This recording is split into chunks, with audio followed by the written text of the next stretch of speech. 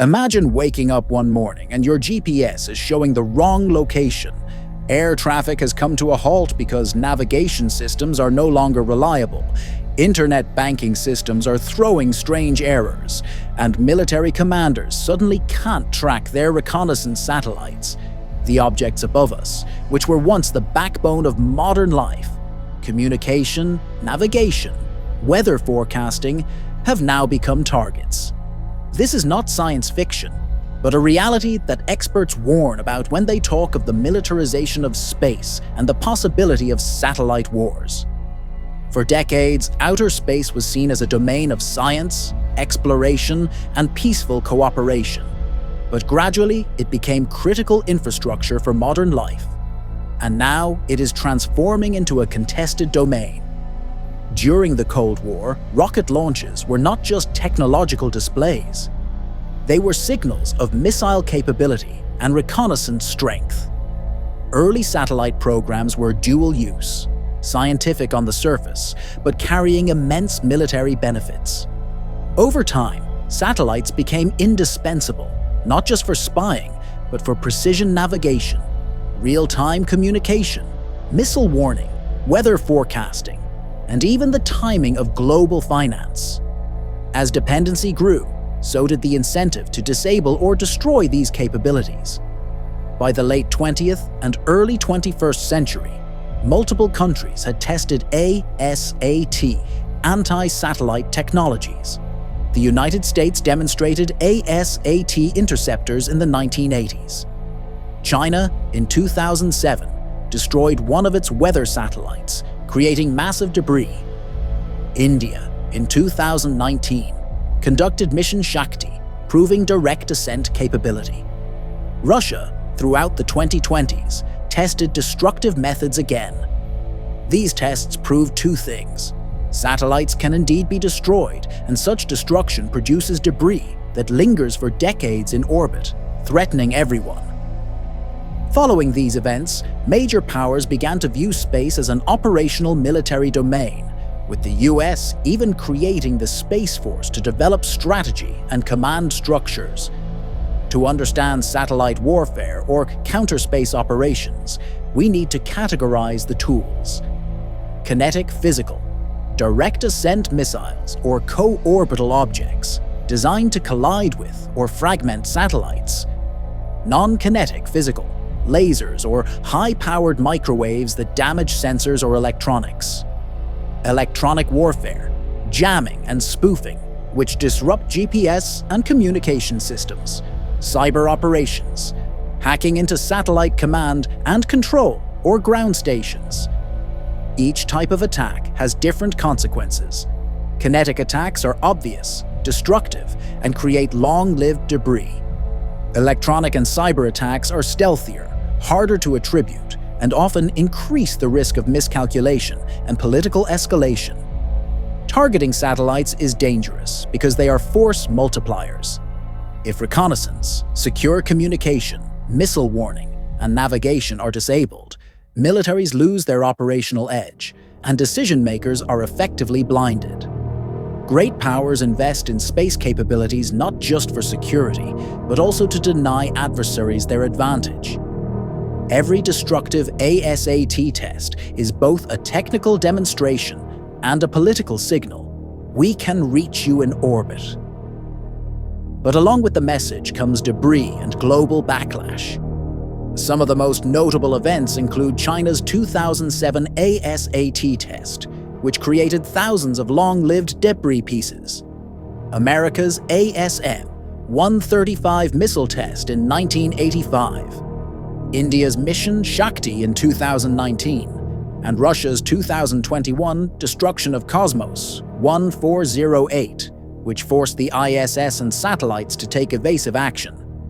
Beyond kinetic incidents, GPS spoofing and jamming cases show that satellites can be crippled without ever being physically destroyed.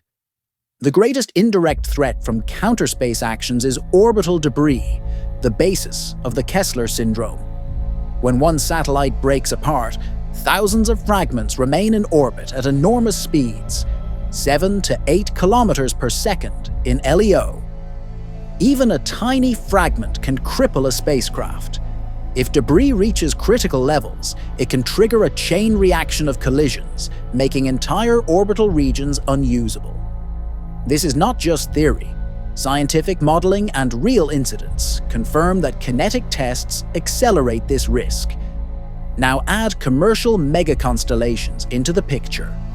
With thousands of satellites in shared orbits, one debris cloud could trigger cascading collisions and wipe out critical services on Earth. Consider how a conflict might unfold. In a regional war, one side jams enemy ISR and communication satellites. The other side retaliates with cyber attacks on satellite networks. A kinetic strike takes down a reconnaissance satellite, creating debris. Allies escalate, interpreting it as a direct act of aggression. Within days, debris forces civilian and military satellites into evasive action, crippling global systems. Another scenario, a cyber attack hijacks a constellation's control systems and feeds false telemetry. Ground operators lose trust in their data, leading to misinterpretations and escalation. Or consider an accidental collision. A dead satellite smashes into an active one, triggering a debris chain, collapsing services, and fueling political tensions.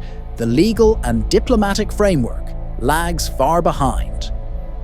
The 1967 Outer Space Treaty prohibits weapons of mass destruction in orbit and calls for peaceful use of space, but it doesn't ban modern counterspace weapons. Enforcement is weak. Arms control proposals have surfaced at the UN, but distrust and national security concerns prevent real progress. Transparency measures, debris mitigation norms, and no first-use pledges have been suggested, but remain voluntary. Space is no longer government-only. Private companies run mega-constellations for broadband, Earth observation, and logistics.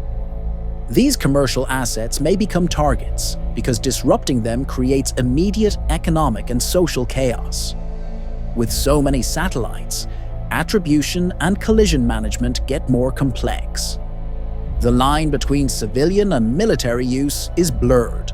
Private operators are now part of great power competition. There are defenses, hardening satellites, and ground stations, using redundant designs, enabling collision avoidance maneuvers, building distributed architectures, and ensuring rapid replacement. Cybersecurity measures, encryption, multi-factor authentication, anomaly detection are critical. International cooperation on space situational awareness and debris tracking could help. Militaries are also working on on-orbit servicing, active debris removal, and proliferated small satellite networks, but these measures are costly and none guarantee safety. The long-term implications are alarming. If kinetic counterspace attacks become normalized, orbital environments could suffer permanent damage. Science, commerce, and human spaceflight would be jeopardized. The economic, humanitarian, and security consequences would be global. Still, there are options. Confidence-building measures, bilateral agreements, transparency, and investment in debris removal technologies. But all of this requires political will and trust, both in short supply amid today's tensions. The world depends on space-based services more than ever. This interdependence may encourage restraint. Attacking one country's satellites could harm everyone. Yet history shows restraint often collapses during crises. That's why now is the moment to set rules, build resilient systems, and develop safeguards before we reach an irreversible tipping point. This isn't a story meant to scare, but a call for awareness. The choices we make today, policies, technologies, cooperation, will decide whether space remains an engine of human progress or turns into the next battleground.